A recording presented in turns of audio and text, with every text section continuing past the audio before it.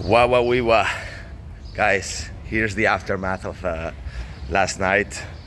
I would have liked to do a live stream as I always do after the game, but you guys know. I got on the motorbike with my friend and we went straight to Canaletas, and the rest is history. I will post a video. Of some of the celebrations that I was able to record just after this video, so it's gonna be in the same one. And sorry if I'm a bit slow today, because a lot of celebrations last night, but just being able to recap a little bit, guys. This team is incredible. I mean, what we managed to do last night, just recovering the game twice, coming back twice, it's really memorable, and it's gonna give us energy for the rest of the season, guys. There is another Clásico very soon, by the way. There is the La Liga Clásico very soon, and that's gonna be heated as well after what happened. But surely Real Madrid is in a much lower situation mentally than us, right? And I'm a little bit afraid in terms of the physicality of the players, because this extra time, it was a very intense game, and we saw our players lower the level because they were tired, basically. And that's where Real Madrid really caught on the second half. They did really play well on that second half, Real Madrid, and certainly they were gonna give it all, right? They were losing, and of course adding Mbappe, adding Arda Güler, adding Modric, especially Arda Güler. I think they're not really using Arda Güler as they should.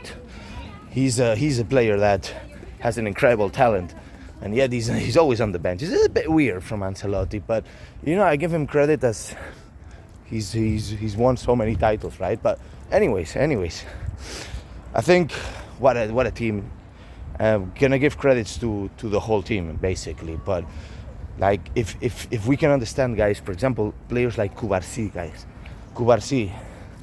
I don't think we're really understanding the magnitude of the level of this player. We're kind of used to it now, right? But no, he is certainly one of the best defenders in the world right now, and he's only 18 years old. He just turned 18 years old, guys. It's insane. I don't think we're really understanding this. Of course, we're focused on Lamine Yamal, who did play a good game. And talking about Lamine Yamal, I think he maintained his physicality and maintained the level throughout the game. Something that's a bit surprising to me. The truth is that he didn't play too much on the last game that we played, so he was rested. But I think that first half was a really high level in terms of intensity, in terms of physicality overall. But so I'm really happy, guys. I'm really happy, and I'm just looking forward for this last bit of the season, which is going to be critical, guys. The treble is possible.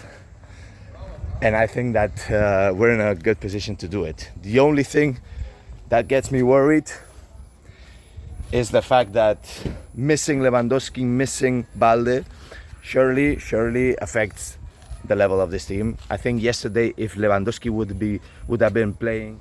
Sorry, guys, it got cut there. I'm running out of memory on my phone. I had to delete some of the videos that I recorded a few days ago. Anyways, I was talking about Lewandowski, guys. Lewandowski surely would have scored one goal if he would have been playing yesterday. And the fact that Ferran Torres didn't come up from the bench and Dani Olmo didn't come in from the bench, of course that affected. And the fact that you have Gerard Martin there. By the way, I'm not criticizing Gerard Martin, because I think that he played a pretty good game.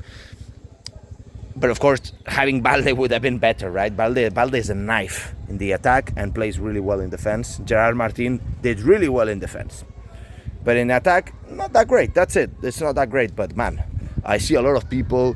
I think it was a little bit of a disrespect towards Gerard Martin, because when the lineup came up ahead of the game, people were like, "Oh my God, you should have been playing Araujo." Guys, you don't play Araujo as a left back. What craziness is that? You know, Araujo came in on the game in the center back position. We did put Íñigo Martínez, but Íñigo Martínez wasn't attacking.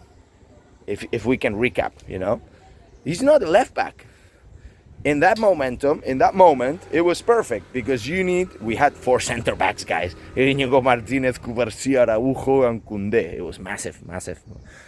And the only problem that we had in the game, and that almost cost us the title, was that Hansi Flick did the substitutions here with Gavi and Araujo a bit late. And in fact, when they scored, Tchouaméni scored the header. Hansi Flick already knew. They were ready to come into the game, Gavi and Araujo, and it would have changed the game because you needed somebody to cut all these corners, to go into the cut on the deep balls. That's exactly what Araujo can give you. And instead, we had a few corners there, and they scored before Araujo came on. And on the other hand, Gavi. A lot of pressing and you know, Frenkie de Jong was tired as well. So overall, guys, by the way, Eric Garcia also did really well, and in the video that I recorded in Canaletas, I just saw it again this morning, man. I was a bit, you know, I was celebrating, guys. So what I'm saying on that video is not that analytical, right? I was just carried out, man. There was hundreds of people there. It was crazy. It was fucking crazy.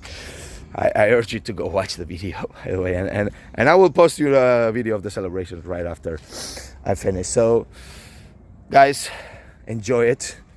It's not going to be easy the rest of the season because the players are really tired, and we have very challenging games upcoming, especially the semifinals of the Copa del Rey. There is a Clásico in between also.